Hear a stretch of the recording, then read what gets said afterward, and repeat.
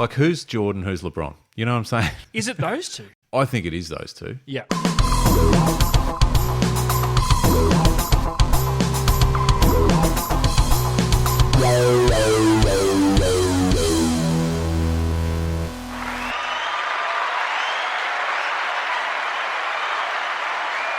Oh, Adam, welcome to the Deep Drop, everyone. That's the cheers of the crowd, Adam, for episode 100, my friend. Congratulations to you and welcome. Congratulations to you. Welcome. Raise the bat, my friend. Yep. We've tonned up. We've turned up. We've tonned up. It's been a wild and interesting 100 episodes. Couldn't have asked for anything better. It's been awesome. What a ride. What a journey. It's episode 1 went live on the 22nd of October 2022. So we're nearing on 2 years. Damn. It was a pretty consistent run there for a bit with the weekly episode ads. We've dropped the second episode every now and then throughout the week as well, and a couple of little stints off mainly when your power goes out. Yeah, well, listen, it's been an issue, especially in the last 12 months. She's been an issue. We've been through a couple of little sneaky format changes as we lent into it. But I think we're going all right. I think so. Nearly 2 years, we haven't run out of questions. I don't even think we've started. We're going all right. I don't even think we've started. The questions are the questions are endless, and it's not about trying to find questions. It's one thing I don't think we've ever done in this episode is scratch our head going, all right, what can I bring to the table tonight? It's just like, it's just so normal. There's so many questions, but well done. And everyone out there tuning in, congratulations to you guys too. You've been a major, major part of what is the Deep Drop podcast, and we couldn't and wouldn't do it without everyone out there tuning in and also sharing your thoughts across Instagram and sending messages and grabbing us at live shows and giving us your feedback. It's just what it's all about. So thank you, everyone. It is great to be here for another episode, which is the ton. Turned up. I love it. It's been we've had some great people on over the last, the first 100 episodes, Adam. Lee Rayner, Andrew Hart. I mean, ET, there's quite a few. I probably won't go through them all. Yep. McGlashan. That wasn't a hard one. McGlashan just talks. And we just we walked off for a while he was just chatting. Nah. Kate Norman, Curtis Waterman recently as well. We've just had an endless, and there is more to come too. There's an endless list of people we'd love to have on the show and have had some absolute belters. And we've reached some answers. I'll use that term loosely, Adam. Yeah, answers is probably not the right word. Yeah. I think a general consensus. Yeah, not bad. We might get sometimes not a general consensus. Yeah, heaps of fence sitting. Yeah, a lot of fence sitting. Sometimes we've agreed, sometimes we haven't. Yeah. Sometimes we've got no clue. Yeah. And it's just, isn't that the excitement of it though? Well, you never know what you're going to get. We're comfortable with all of it. Real comfortable. But I think the beauty of I'll tell you what we do know we're going to get, and that is the feedback on Instagram when we put up one of our stupid questions, or sometimes not stupid. And I think that for me is what makes it so great. I look forward to seeing some of the responses and some stuff we put up. We know that we'll get a bit of a reaction. Other things are genuine questions because we need to fucking know ourselves. We need to know. Yep, that's right. So look, I can't wait for the next 100. I'm calling Bring it on. I reckon we'll raise the bat at 200 at some stage. I was going to say we're going to go for the double ton. Absolutely. We're not here to muck around. We're here to play the long game. This is test match podcasting, and we're going to just take our time. We're going to play everything with a straight bat, and we will just hang around to the end. Absolutely. Yeah, I love that test match podcast. We're not tail enders, Luke. Nah, we're not. And there's a lot of big bash podcasts out there. Let's be honest. And we like to think that we can hang around. 100 episodes is a great. I'm proud of the Deep Drop. Thank you to you, Adam, for joining this journey. It's just good fun, mate. It's been awesome fun. It's been awesome.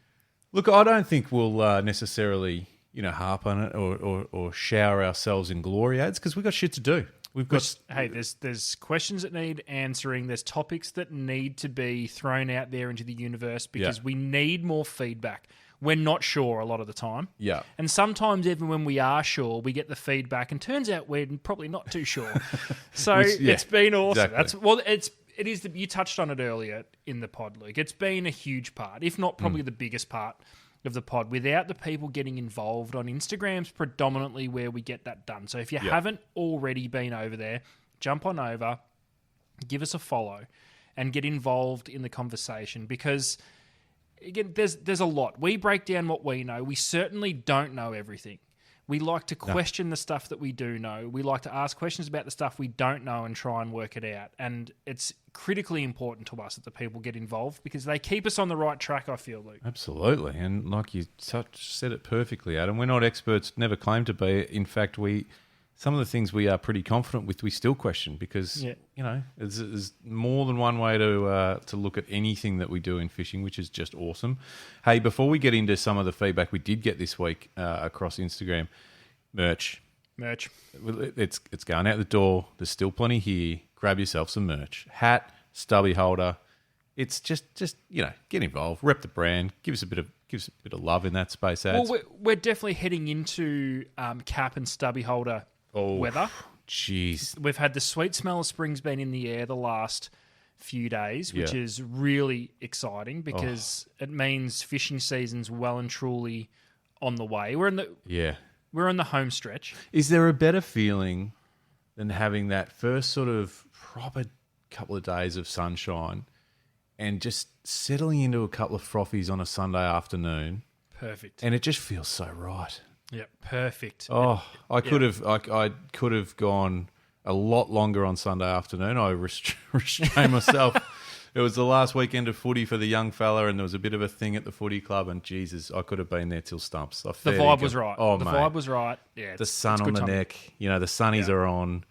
The frothies are... Oh, jeez. I busted out the shorts on Sunday. I went and Mate. watched my nephew play footy. So he won his prelim. He's straight into the granny in a couple of weeks. But how good's that? it was so beautiful to stand there in just shorts, sunnies, cap. Yeah. And I might have rocked a deep drop cap. I would expect... Footy, Luke. Oh, I would hope so. So that was a win. The deep drop cap also made an appearance at a local cheerleading competition. The photo you sent through. Yeah, my youngest daughter had her first comp of the season, so that was exciting. The deep drop got to witness that too. That was funny. And it's going to be a long season, I think. Oh, it's great. So don't hesitate. Get across the deepdrop.au, order your cap, order your stubby holder. It's a bundle, and we include shipping in that. $40. Get amongst it. Rep the deep drop. It's a good hat too, just quietly. Good hat, yeah. It's not a shit, cheap, nasty promotional hat. When you see some of those and they're just... Which is, it's good. A real flex fit, yeah. All right, we'll get over there, thedeepdrop.au, and you can grab yourself one. So we spoke in depth in the last episode, ads, about a list from that VR Fish had put together, via survey, about the most popular or your preferred species to target in Victoria. And we broke that down and go back to episode 99 and have a listen if you haven't already. It's a good list, comprehensive, but we questioned a few things, and that's fine. That's what they're all about. Yep. But we just thought, what if we just asked, our friends out there, just the top three, just their top three. We're not asking for a top 20 like that list was. Yep. What's your top three most targeted species? Because I felt, and I was pretty vocal about it, ads, that bream was way too low on that list. It was down in 17, 18 or something. Like, it was low. Yeah, I agree. And in a lot of the comments that came back, and thank you everyone for getting in touch, bream appeared quite a bit. So, I don't know. I think it was... But, Luke, you know what didn't appear? Yabbies. No, there was a couple of sneaky yabby comments in there, which were obviously, alluding to our commentary on the yabbies and maybe where they shouldn't have existed in that particular. We did have a couple of comments from our friends in Western Australia, so that was cool. Oh, nice. And I might have to give them a shout out. Oceanic Adventures. What do their top three sound like? WA Dewfish. Nice. King George. Yeah. Ooh. Samson Fish. Wouldn't have picked KG. And followed by, and these aren't in fish. Followed by, and these aren't fish. Squid, crays, and crabs. Yeah, okay. I would prefer crays than yabbies in that conversation. Let's be honest. Anyway, so yeah, good. Look, lots of silver trevally as well in the list. Lots of trout, as we spoke about. A lot of people just mentioning trout as opposed to breaking them down. Yep. Obviously, the way it should be. Obviously, redfin appeared, Adam, in a few. Tuna, gummies, kingfish, strained salmon, yellow belly. I'm just sort of flicking through now. Yeah, Cod, obviously, and snapper appeared. So the usual suspects. Yeah, the usual suspects. So there's nothing, that I went through and saw and thought, geez, that was a glaring omission. Although estuary perch, was estuary perch in that list? No. Oh, okay. So no, it was. It was right down the end. It's down low, yeah. Because perch appear a fair bit in this, in these Squid comments. appear a bit in those. Yeah. That's an interesting one. Do you think they don't? Actually, no, they don't appear that. Oh, yeah, there's a few squid comments. But do you reckon maybe not as much as what we think, because squid, if you go out for a squid bash, it doesn't feel like a fishing session. It's just I've got a bit of time to kill, or I don't know what to do. I'll just kind of. You know what I mean? It's not like I'm going to go and target squid as hard as what I am if I was going whiting fishing. Yeah, fishing. it's a tricky, because I do sometimes. But it's more like, all right, I've only got 2 hours. or we want a feed of calamari. Kids love it, or we might be having people around. Be good to go get some fresh calamari. So I'll go and target that.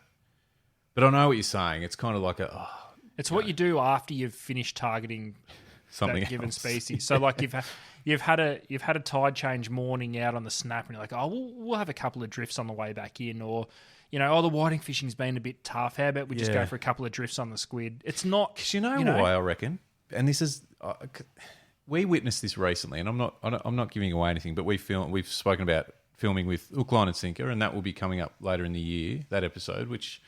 I mean, I haven't seen any of it, so I'm hoping it makes us look okay.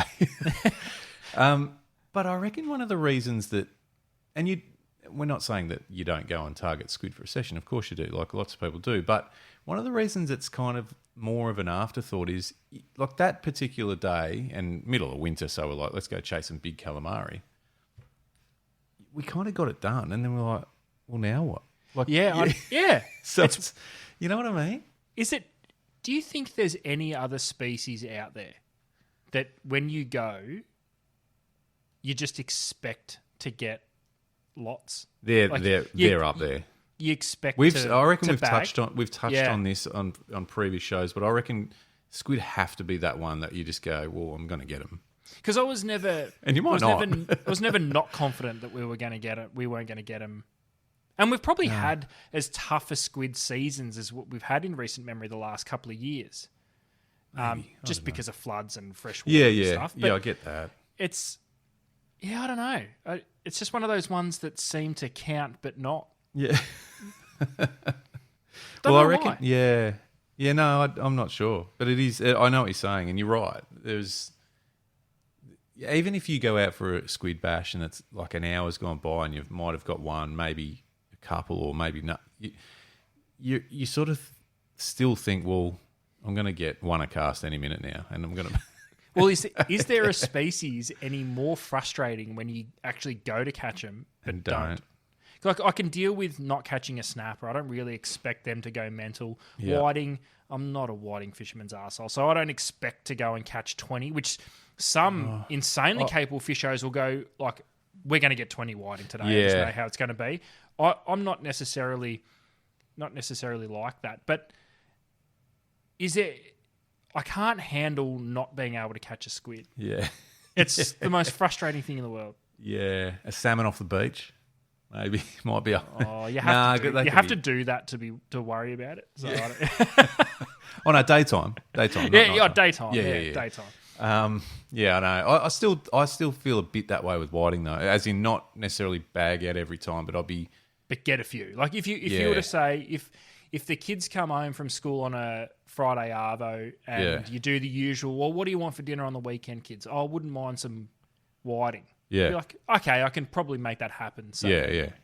And even if it's half a dozen, not 20, Yeah, I reckon. But, that's sounding cocky, but it's not. Not at all. No, just honesty. I said I don't have that at all with whiting. I've never spent that much time specifically trying to go and target them, which I should spend more time, because I genuinely love catching them. I get excited by if I'm out fishing with a mate or whatever, and we're targeting whiting and we get a few, I find them an exciting species to target. I just haven't done that much of it. Yeah. I'm just thinking we might ask that question. I don't know whether we've already asked it, but what fish do you expect to catch? Do you know what I mean? Oh, yeah, I feel as though... Or what... Yeah, I don't know. Straight away, we're into Oh, yeah, this this is what production Deep Drop's all about. We haven't changed in 100 episodes. We're probably... No, actually, we haven't changed in 100 episodes. This is pretty much... pretty well standard. Stock standard. Should be used to it now. But do you know, one of the things I did think about, ads, 100's a lot. 100's a lot when you think about it. Because, and the thing is, across 100 episodes, you and I typically will, early doors we had a set, I think, 3 topics that we'd kind of cover off on. Yep. More recently, it's just, I guess, whatever comes up, whether it's 2, 3, 1. Well, I think we learnt early on in the pod with the set questions. That was all cool. I didn't mind the format of it. But it didn't give us much space to cruise off on a tangent, which I kind of feel is our thing. Yeah. And that's kind of what it's all about. One question leads to many. So it was really hard to try and answer and break down one specific question because this game does spawn 5, 6, 7, 8 other questions off the one question. So I feel as though it wasn't really a planned change. We just organically felt, okay, well, we can break these down a little bit more. Why not? Yeah. And I think that's the key. It's kind of not, you and I have both done, and again, we've spoken about this on the show too, podcast, radio, whatever, where it's very structured. Yeah. And very sort of, I suppose, there's a time barrier, there's a stick to your topics, make sure you get, that point across, blah, blah, fucking blah. Whereas when we first started this, it was like none of that. It's like, nah, let's just do it. Like, we don't want that restriction or, anything anymore. But I think you're right. I think this sport we're in, this lends itself to, you ask one question and 6 will come from it. Yep, definitely. So I think it's so we'll lean into it. Yeah, it's important that we decided to let's just embrace that and lean into it, which I think we do. I'll be honest, peek behind the curtains. We do this every now and then.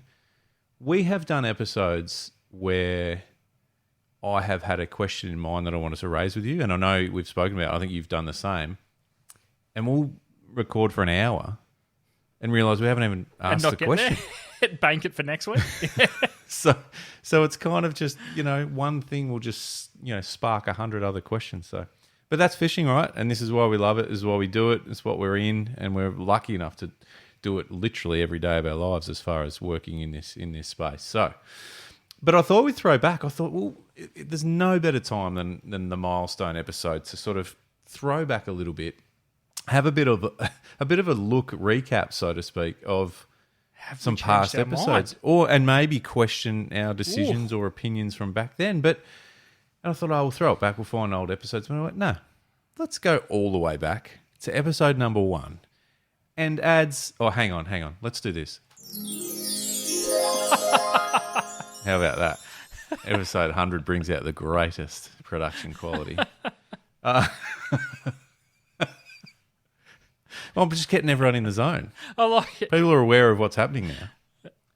Episode 1 adds, because and I'll preface this, and I haven't been through these episodes. I haven't looked at them for, God knows how long, years. 2 years. Yeah, I hazard a guess that a lot of our answers back then might be similar to what they are now. But I'm curious as to whether or not we might have swayed one way or another. So anyway, if anyone's been with us since episode 1, by the way, can you send us a message? Seriously, get in touch. That's a massive effort. We appreciate it. We love it. And it means a hell of a lot. Episode 1, back on the 18th of October, 2022. Seems like a lifetime ago. We asked the very first question on the Deep Drop was, what weight defines a barrel tuna? Do you remember that? That was episode 1, question 1. Question 1, episode 1. That was it. That was where it all kicked off. And it was, a couple of weeks later, we actually got a definitive answer, didn't we? That's right. We did. Yeah. Because we initially both agreed that it was 100. Yeah. But then with some interaction from our valued listeners, Yeah. we did drop it back a little bit for those that were caring for Oh no, their that fish. Did, Or was this later in the year? That was later in the year. Yeah, later in the journey. Yeah. So yeah, this is where our brains are fried. Well, this is a fucking great start to episode 100. No. But it was a good call. But I think ultimately the question was just, what's a barrel? What Yeah. defines a barrel? Is there a definitive answer? And I think it was a bit We of a both said no-brainer. 100, didn't we? It was a bit of a no-brainer. It was 100. Yeah. Yeah. I don't think we were going. We weren't going. It wasn't much of anywhere. a conversation. No. It was just... The second question, and I'm going to go through the first few episodes if you don't mind, because there's some questions Yeah. here that I'm looking at now. I feel like I'm looking at for the first time, to be honest, but they're good questions. Why hasn't micro jigging taken off in Victoria? Yeah, good one. And I don't. I'm going to have to probably go back and listen to some of these, but I reckon it's still the same thing. I just don't think we have the right sort of habitat fishery for it. It doesn't lend itself to this form of fishing, and I'm pretty sure we landed on something like that at the time as well. Yeah. But we I mucked still, around with I it. still think offshore is still massively untapped in this space. Yeah. No, But I overall, agree. I I think there is a fishery there. I think typically with as you know, with fishing in general, like you sort of get caught up in trends and waves and do stuff that's hot, and it just hasn't become hot. Well, Victoria, I think we're very production based. Yeah. Because there's heaps of boats that could go out offshore and jig away for maybe 2 or 3 snapper. But I think, and reach out if I'm wrong, please. The general consensus is, why would I do that when I can sit in the bay and just catch 10 on bait? Probably no. I think you've nailed it. I think that's it. We're about production and numbers, which was also Yeah, that topic was. we did It hit a was. little bit later on. What about the third topic from episode 1 back in October 22? Is it okay to be cagey and post pics at the same time? My thoughts will never change on this. Go back to episode 1 and have a listen to the answers. I think, Yeah. I think we made it pretty clear. yeah. And I haven't changed my mind, and not even a little bit. Hey, question on that. Do you think, might be a dumb question, because as I'm about to say it, I'm like, nah. I think No it- dumb questions here, Luke. We've established this over 100. Thank you. Do you think the caginess thing is still as rife as it was 10 years ago, or are we sort of almost coming out of it because of the fact that it's actually quite hard to be cagey these days? Do you know what I mean? Like, I think when the real spike and peak of social media was ramping up, there was still the ability to be invisible. Yeah. But I think it's almost like people have gotten past it to the point where now they want to be visible. Even the cagiest of them all want to be visible. So I'm wondering whether cagey, and just broadly, the caginess of fishing is maybe dwindling. Interesting take. Because I don't know. I think I agree with you a little bit. I don't think I'm willing to go all the way there yet. I think, I think the cagey ones, you know who you are. Yeah. But you know what I mean? Like, I think they've learned how to be cagey in a not so obvious way. yeah. Or the ones that are notoriously cagey. Everyone just understands they're cagey, so they just see the pics and go, yes, sweet fish, move on. Yeah. And I think, because I reckon that what I've noticed over the last sort of couple of years in particular, because there's been a real, obviously, there's more platforms now that you can promote yourself on or whatever, but it's almost like it gets the better of people. Even the cagiest of people eventually crack and give in to wanting to be something or someone, and you're just like, he should have just stayed cagey. Yeah, no, I think I think more than anything, I think the cagey have probably learnt how to be more strategic, so it doesn't look like they're being purposely cagey. I think the days of the cutout background with lightning bolts is well and truly. I'm going to bring it back. done. Yeah. I'm going to bring it back. I don't think we should dismiss it that easily. It was a classic, wasn't it? Yeah, so I think those days are gone. But That's not a yeah, bad thing. it's an interesting take. I Yeah. don't know where I sit, but it's an interesting take on it. Hey, just looking at these episodes too, it looks like they're around 20 minutes long, early doors. We've, I'm just looking at our time in the last sort of 6 months or so. We're doing hour episodes pretty much regularly now without really thinking about it. I think we underestimated the shit that could dribble out of our mouth, Luke. Yeah. I don't think we were confident with maybe filling a full hour. No. But again, I go back to what I said at the start of this pod. I think it's more the fact that we're enjoying just breaking it down to That's it, within mate. an inch of its life. Exactly. That's it. And I really hope that, that enjoyment is being felt out in Yeah. the car stereo or AirPods or however anyone is consuming. Let us know. If you want us to shut up and keep it shorter, let us know. Yeah.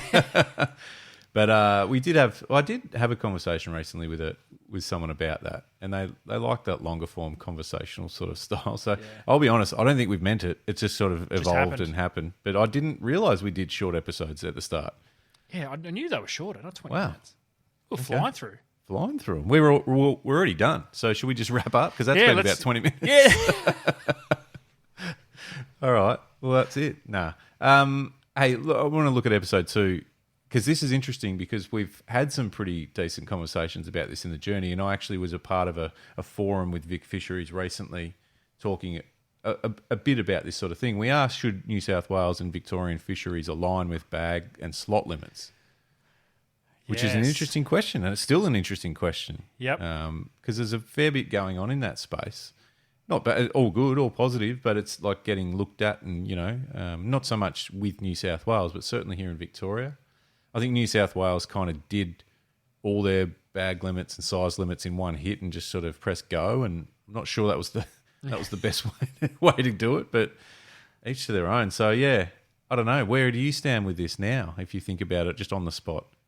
I think it would be exactly what I said in episode 2. And again, without going back and listening, and I've already stuffed this up in episode 1, thinking we'd spoken about bluefin in a completely different way that was 12 months after It's a we long time initially said ago. about it. Don't worry about it. I think it would be unreal if it would happen, but it will never happen. That's pretty good summation. I don't think it will. But also, I don't think it necessarily has to happen with every species. But, and when I say it'll never happen, not for any untoward reason. It's just it's more of I guess it'd be more of a quality of life thing than an actual practical thing to be able to buy one license and have one set of rules covering multiple states is always going to be more convenient. It'll never happen though. And it probably shouldn't happen. If you really wanted to break it down, it probably shouldn't, but it would be easier if it did. What about this? Is a fish caught land-based worth more than a fish caught from a boat? Definitely is. Oh, straight on. Yeah. Now, what about, where does the kayak fish caught sort of sit in that? More You know what I valuable mean? than both combined. And I think I remember at the time, maybe it was another conversation. I'm going to just stop trying to remember. But I know we've spoken about different species have different values, or you know what I mean. Yes. So it's like, let's say a squid caught land based is good in a boat, cool.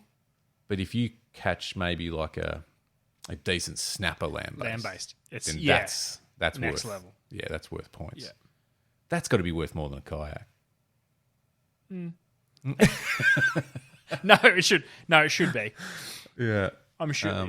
But what takes more effort to catch a fish land-based in a boat or in a kayak? Now you would immediately think, oh, land-based because you're on foot, but the effort of a kayak or the effort of a boat, Launching, Launching retrieving, and, lines at boat ramps that need to be taken into account for the boat-based dealing anglers. with people, so yeah, that's a good point. Actually, the effort factor is probably we haven't built into that, so I don't mind that. Yeah, Yeah. So effort that could be write that down for later okay, for a later pod. probably won't. But it's okay And because I won't either. So effort, I don't know. I think, land-based fish in conjunction with species worth more because of less access, I guess. Yeah. How do you deal with a seal being a jerk around your boat? I mean, you just don't. Yeah. I think we went through. went Go back and listen to that. I don't think our answers changed. We also probably don't need to rehash those answers. No. I'll burn through some of these. If you catch a good fish on a charter, does it take the shine off it? Yes.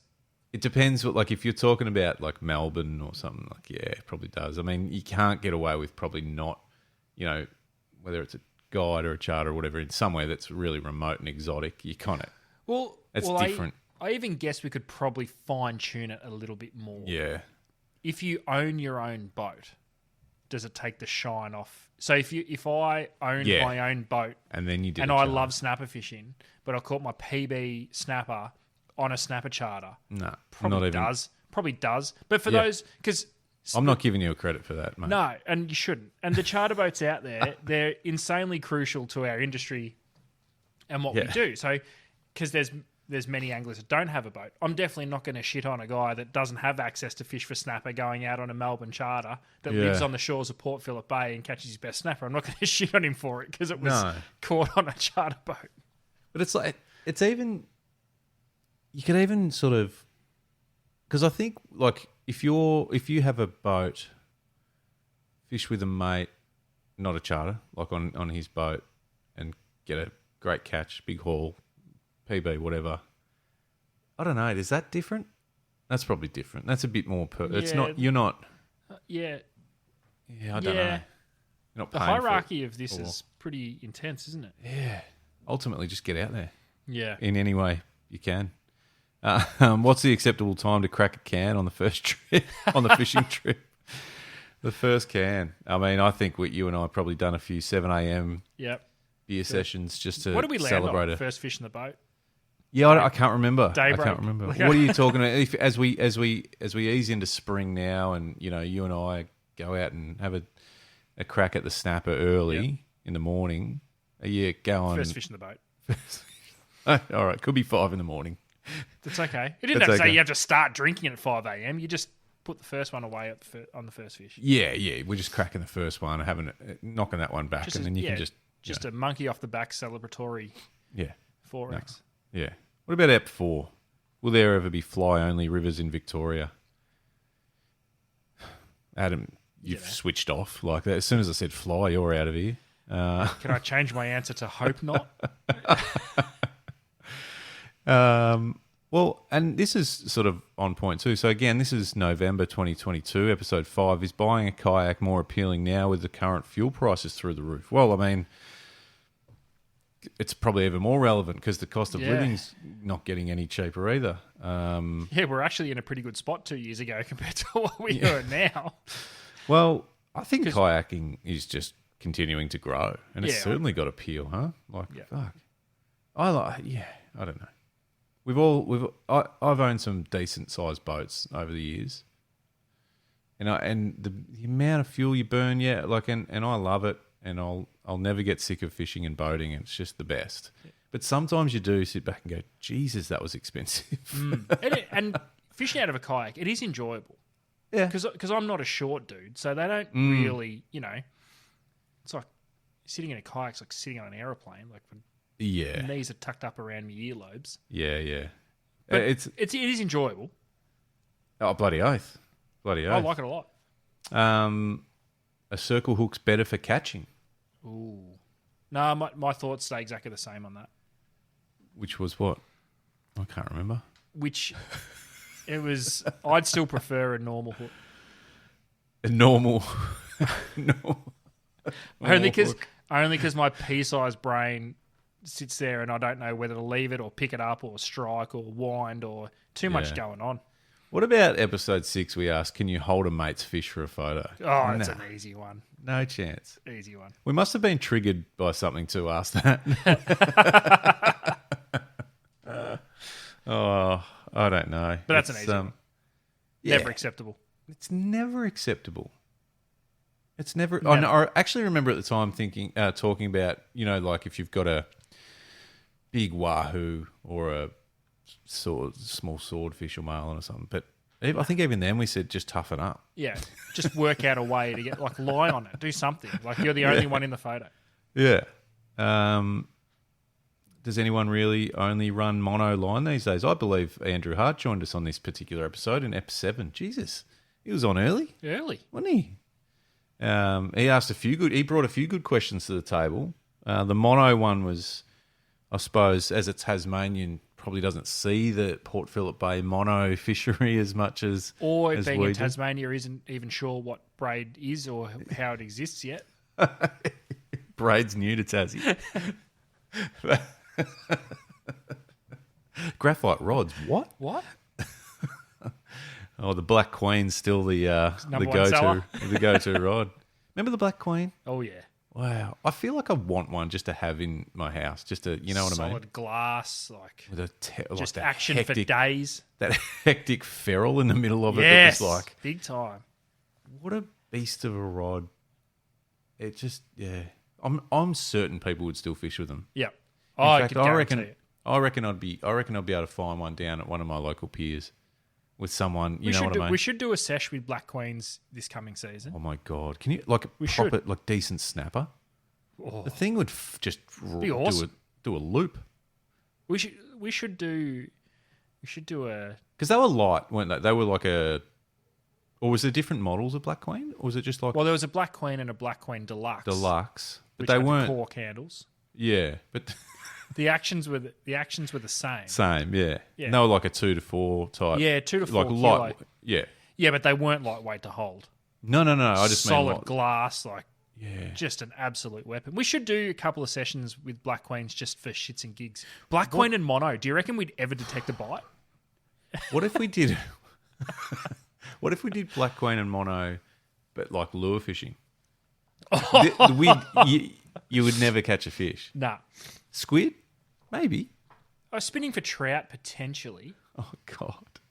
We should give it a crack just for shits and Because they were gigs. tall. They were long too, weren't they? Or were they 7 foot? Were they longer than 7 foot? I felt like they were like 8 foot. Nah, I don't think they were 8 foot.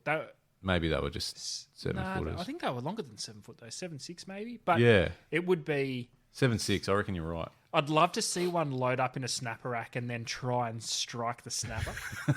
I don't think you can. I think you could strike with all your might, and the snapper would be like, "Hey." You'd fall on your ass before Yeah. you. Yeah.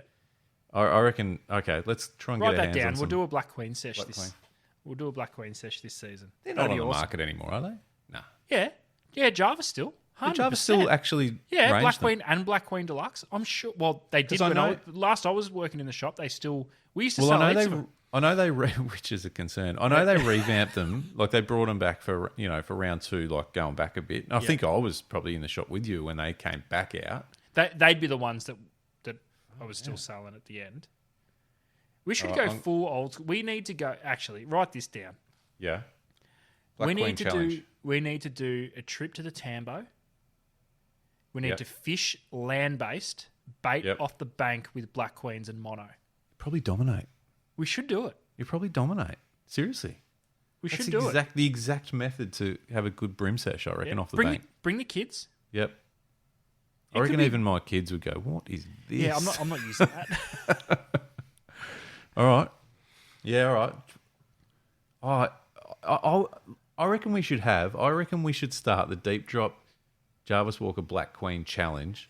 And just and if you can catch, and it's not, I'm not talking a photo with just the rod stuck in the photo. I want to see a clip of you loaded up to whatever fish. It could be But I don't even want to see old photos. I want to see no, now, like from now. Yeah, from this season. So say from this episode 100, Yep. the Black Queen challenge. I'll talk to the team at Jarvis Walker. We'll work out a bit of a prize pack. Far out. I mean, we were just speaking earlier. We've got some friends in WA. Can you imagine? Oh, Can you imagine some of the demersals over there, like those jewfish? I mean, you would. I don't. you think just you'd give stand up a chance. halfway and just let the fish swim off with the rod. I think the rod. Yeah, Just drop I it think and you would. run. But snapper this season, Okay, we need to come up with a bit of a price tag. Maybe we'll do some deep drop merch. Yeah. We'll get the some Black bits Queen. and pieces together. I mean, what do they retail for? Oh, it'd be like $35 from memory. I love that. With inflation, probably down to 30. I was going. I love the fact that they're potentially the only skew in fishing that has reduced in price, or has held its price, or not been inflated one bit. That's brilliant. I've got no doubt they're popular still. That's fantastic. All right, the Black Queen Challenge is on. And we're a part of that, by the way. Yeah, hell yeah. I'm going to get one. I'm going to try some squid fishing just down here, just locally. I might try some of the big silver trevally in the river. I might have to flick a text out to Cal and ask him where I can buy a Black Queen. No, same. Yeah, I'm going to do that. I'll do that. I'll organise some Black Queens, all right? Yeah. Wow, this could be sensational. Hey, Hardy in that episode also asked, and I like this, and this is one I'd love to get back into with some of our listeners, about the kingfish and whether they're actually as dirty fighters as people talk about. It was a great question that Hardy brought to the table. We probably hadn't thought much about it until he brought it up, and I'm like, that's a good question.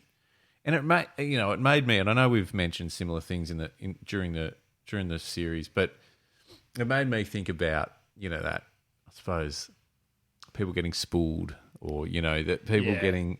And I think the reality is with something like a kingfish, and this is no disrespect, I'm not taking anything away from them. I think they're a tough fight always. They're an up and down fish, aren't they? Well, see, I've only caught a handful. Yeah. And I maybe caught one that's legal, like maybe. Oh, okay. But I think for the most part... They pull hard. They pull really hard. Unbelievably fun to catch. Dirty? Yeah. I'm not sure. I mean, how do we ever know if any fish are really dirty? Like, are they really that smart that they're going to go, I'm heading under that rock because I know I can snap the line that's attached to this hook that's in my mouth? I don't think they know even if they do, I don't think they're trying to bust you off. I think their natural panic instinct would be hide there. Yeah, true. Something doesn't feel right. Yeah. Hide. Also, there's a seal or a shark on my ass because I'm slowed down by this thing that's sticking out of my mouth. Small space looks real good at the moment. But they're a funny one.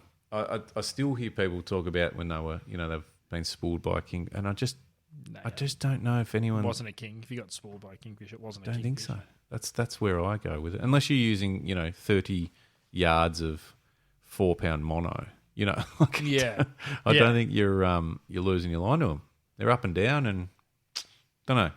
Anyway, it was a great question though. It was a good one. I liked that one. And then he also asked about bait casters. Now, it's something we've spoken about a little bit, but whether they're any good south of the Queensland border. Yeah. And obviously, the cod fishery and I think bait casters they're only getting more popular. I'd say in Victoria and New South Wales. I could probably speak more Victoria than New South, obviously, but I think it's a growing trend, and there's more people using them than ever, especially with the introduction of swim baits and glide baits. You got flatty fishermen that are rocking bait casters majority of the time now. It's not to mention the freshwater scene is huge for them. Yeah. We asked in episode 8 about, I don't know if you remember this, but we were talking about who is in our fishing presenter Mount Rushmore. Oh, the Mount Rushmore. What did we come up with? I loved this chat because you and I are kind of, I don't know, I don't want to say nerds when it comes to this stuff, but we've watched more fishing content than we can poke a stick at, you and I. And also in a really fortunate position to know a lot of these guys at a different level. But we broke this down as far as, where do they stand, and go back, episode 8, have a listen to our thoughts. Probably haven't changed much because we're kind of talking TV. Yeah. And that landscape hasn't changed in 2 years. No, that's right. And it won't. And it probably won't. No. And it got me thinking, just even looking at that then, if we were to do that again now, but we just called it like the TV is gone, like it's finished, let's just say, today. Where's the final standings? And I don't know. And we haven't, obviously this is a question without notice, but we've got some crackers that we've spoken about and that were no doubt in there, in that top few. But, you know, I think of, obviously Rex is kind of, It's got to be right up there as the goat. bit of the goat. Yeah. Worstling. Yeah. He's like, who's Jordan, who's LeBron? You know what I'm saying? Well, is it those two? But which one's which? I think it is those two. Yeah. Well, I reckon, and I think it's pretty easy to work out who's the Jordan, who's the LeBron, Okay. because they both have something in common. They both were. There was one of each clearly started the phenomenon around what they did in their space. So Jordan and Rexy. Yeah. And then you had the young, the Worstling and the LeBron that were already chasing what took the space to its absolute pinnacle. Yeah. So now you've also got a generational gap. Well, yeah. And LeBron's had that longevity that Jordan didn't. Which Worstling's still going. It's a pretty similar timeline, actually. Yeah. I think Jordan kind of put that kind of basketball on the map, didn't he? Yeah. And I think Rex did that with Rex fishing in Australia. And then you've got LeBron and Worstling, like, you know what? I'm coming for GOAT status. Yeah. And depending on who you talk to, you're going to get different answers. Absolutely. We're in the wave now of YouTube ads. I mean, there's no doubt, you know, Rex and Paul and guys like ET and Lee Rayner and Hardy and these guys have just done an outstanding job and continue to do so, most of them. But it's the digital era. It is. It's the digital era. It's interesting because I think I may have even had him on my Mount Rushmore from memory. But I think Starlow's done a great job at transitioning from TV to digital space. Yeah, I think you did. I think you did have him on there. I agree. And similarly, I think Matt Watson in New Zealand has done extremely well in transitioning. It's not easy because these guys, we're talking like OG TV when they're filming on film and like, you know, that's right. We spoke to McGlashan on the show, remember? And he was saying the same. It was that all your extra baggage was just filming gear and now it's in your pocket. Yeah. Pretty insane. It is. It's nuts. So, yeah, it's a tricky transition if you want to go down that path, but all of a sudden it opens up the modern sort of, you know, what you're viewing. What is it like? And, you know, again, question without notice. What's some of the channels? And I know we've spoken about YouTube on the show a few times, but what's catching your eye at the moment across the digital landscape? There's probably not a hell of a lot of, I guess, brand new. Probably similar to what we were talking about then. I think, you know, Nev's still doing a good job. I still watch a bit of his content. I think Pelagic Pursuit is another one who I think puts together a really quality production. Obviously, lives in a beautiful part of the world. So for your sort of offshore, I guess, new age offshore fishing with a lot of your vertical stuff, you know, jigging, vibing, bits and pieces. He had some unbelievable barra stuff with just the biggest barra you'll ever see in your life. He did a little bit of that earlier in the year. So he's been a good one. You know, Alan Bonici's made a living out of putting together, I guess, probably more localized content, though he has started, you know, putting in some miles and doing some pretty big road trips, but he's done a great job. I don't know, with all due respect to all of those guys, because I still do watch bits and pieces of their content. Yeah. Are they ever going to hit the Mount Rushmore guys? It's a tricky one because I think, you know, and some of them do it so well. You know, I think we were chatting recently about the lateral line in New Zealand. Yeah, yes. Nathan and Milan. And they transitioned really well. Yep. Yeah, true. And they kind of almost went early. Yeah, that's right. Real early. Good. They were good just move. filming stuff. I remember watching some early content. My old man got onto it early too, where they were literally just filming it with an iPhone. They still do. That's But they've got obviously all the some programs on the particular phone they use, which is, but it's like a little laptop in your hand. It just It's takes the camera and the everything else out of editing it. suite in one. It literally, It's awesome. and throw in a drone, and you've got a fucking cinematic show. Like, Yeah, it's pretty cool. it's wild. So those guys do a great job. The ones you mentioned for sure. So I think, Well, and I have noticed too, which is a really interesting with what Lee's doing. yeah, There's a little bit Yeah. of old and a little bit of new. With some of the TV that he has done in the past is now making its way onto YouTube, but he's also throwing in some new stuff as well. Yeah. which is pretty interesting seeing the old Yeah. and the new. Yeah, I think that the new stuff is sort of overtaking that throwback series that he's throwing on there now, because he's got a heap of brand new content, which is awesome. Yeah. So I think that's good. So it's a fairly conscious effort to that's the direction now, and I think it's great. I think awesome. it's much more it's much more achievable to watch it. I think, and then and the I think- viewership numbers on some of those TV shows are still there from all accounts, but it's just I don't know. It's just so much harder now to think about how we consumed television back when we were younger, or we were kids or younger. It was like, if you miss it, you miss it. There's no what you just don't ever watch it. But also too, I think, and why I don't think the YouTube specific guys, in my mind, will ever reach, say, the heights of what some of the OGs did. Hosting television is an art form. Yeah, And the guys on YouTube do a brilliant job. As far you will not find anything that's more personable and relatable. But if you're solely looking for someone who can captivate your attention through their hosting abilities, I just don't know how much of that is even around anymore. They just know what creates captivating viewing. Yeah.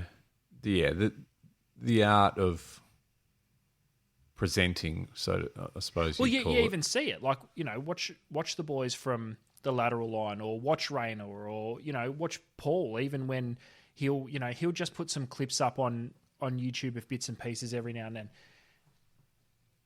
It's a completely different thing. Yeah. I think, do you know one of the things that I've noticed, and this is a broad brush statement, and it's not a knock at all to, say, YouTube hosts or whatever. When you see the TV guys out and about, as far as it, whether it's an event or whatever it is, they're in host mode all the time. And do you know what I mean? So they're always like on, and they've almost got that presenter mode that's just switched on when people are talking to them and stuff. Whereas I think that's where sometimes some of the guys doing the stuff are online. And I won't say come unstuck. It's not an unstuck thing. It's just like that's the difference. They sort of it's not a I suppose what's the word I'm trying to look for? I think It's not like the stakes are completely different though, because all the guys, the OGs that were doing the TV thing, they were doing TV so that the point was that people watch it. You know what I mean? Like the point was to be likable, personable, keep people's attention, because they're in arguably one of the most competitive industries ever in entertainment. Yeah. Whereas the YouTube guys, you either watch it or you don't. It doesn't matter. There's the stakes aren't as high. It's not as expensive to produce. It's not expensive. You don't need a full film crew. There's not, livelihoods at risk, so to speak. And now there's been some YouTube guys that have turned YouTube into their livelihood.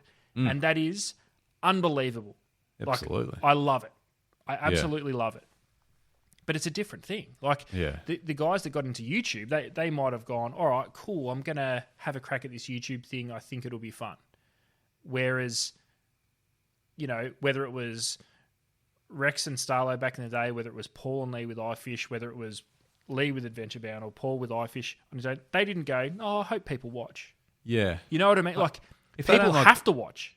Yeah, if So they they don't like have to some be of it, good. they can just wait till next. It's not. It's just it's stakes are high. You're right. It's a great call, actually. Great way to put it. Different ball game. Just a different game. world. Different yeah, game. yeah.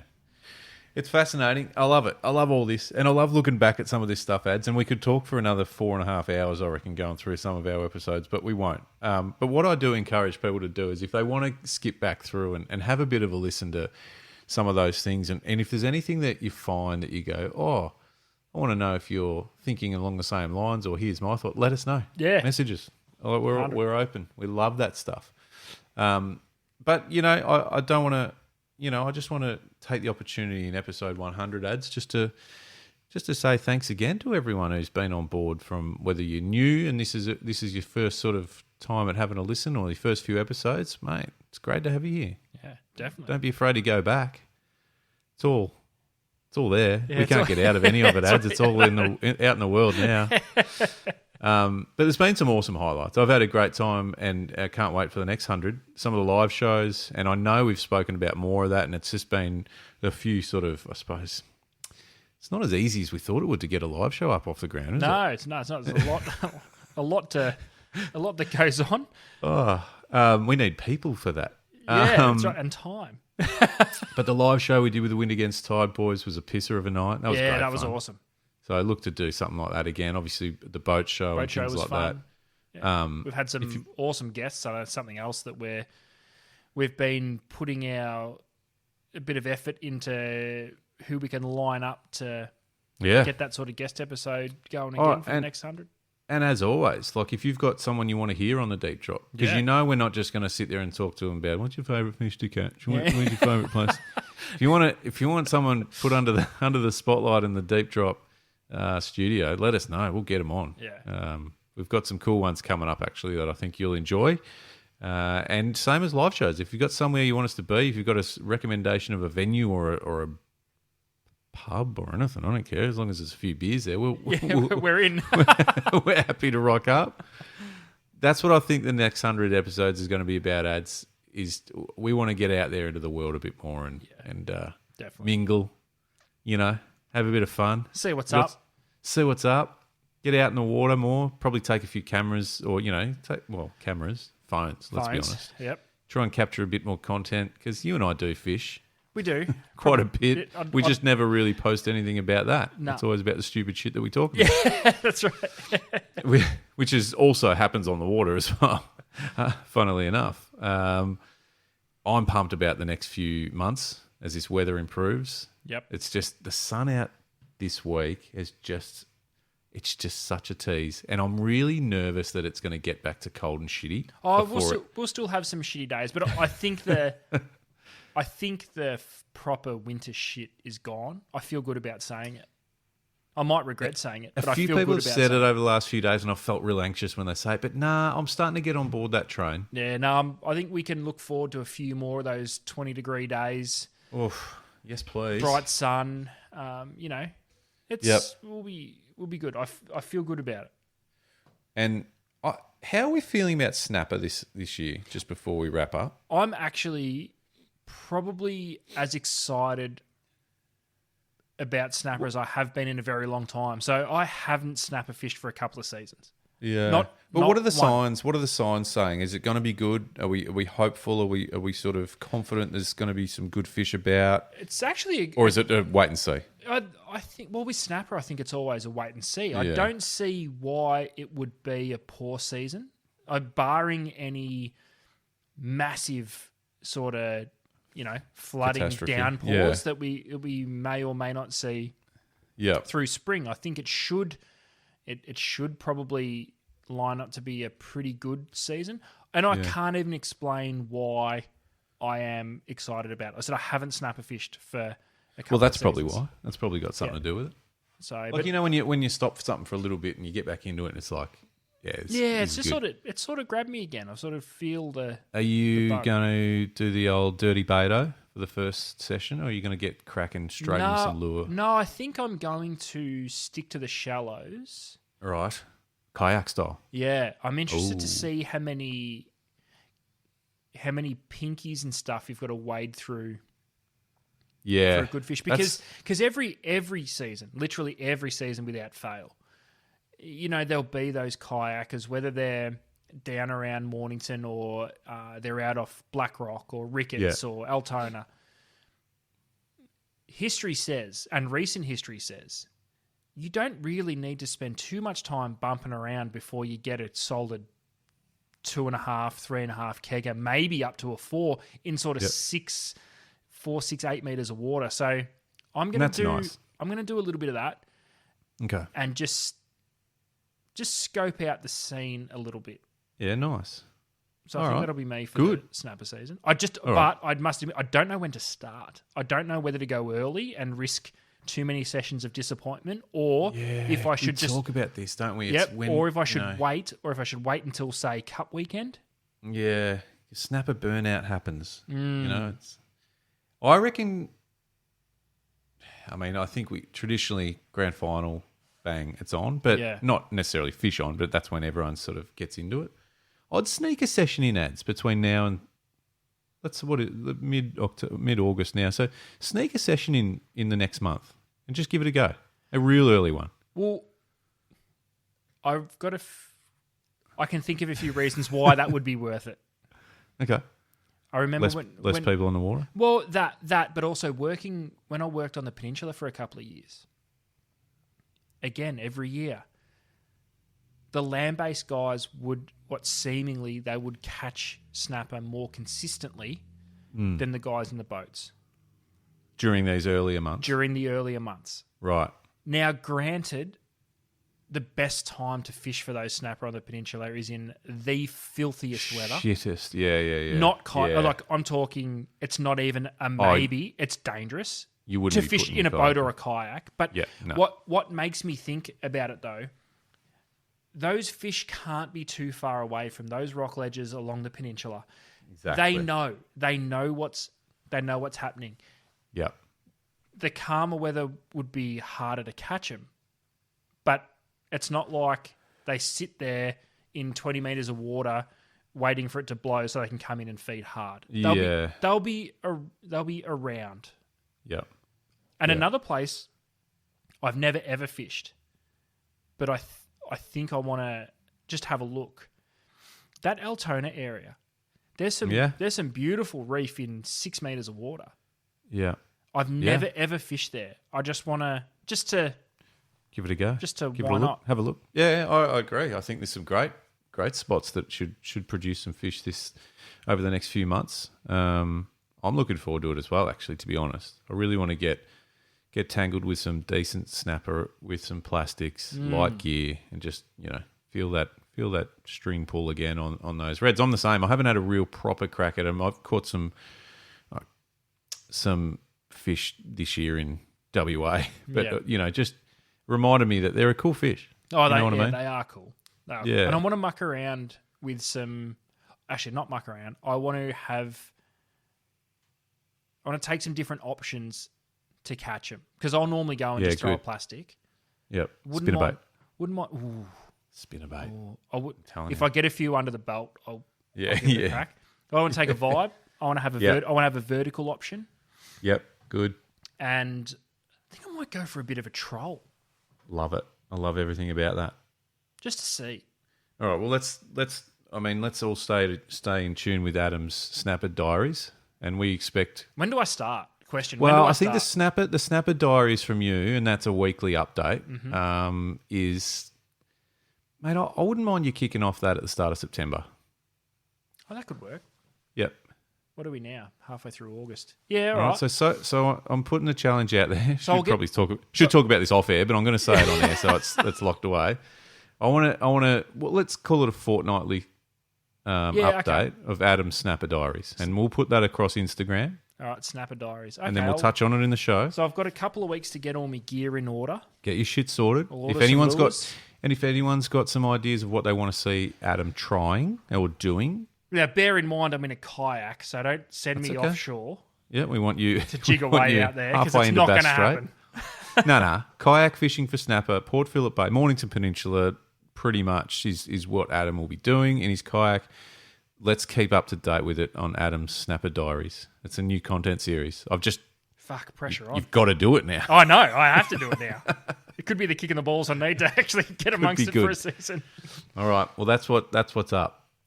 But, mate, let's wrap it up for the 100th time. For the 100th time. It sounds amazing. Well done. Raise that bat again. Yeah, raise the Let's bat. hear from the audience Yep, again Thank you. as we fade this out. This is the deep drop. Thank you, ads. Peace.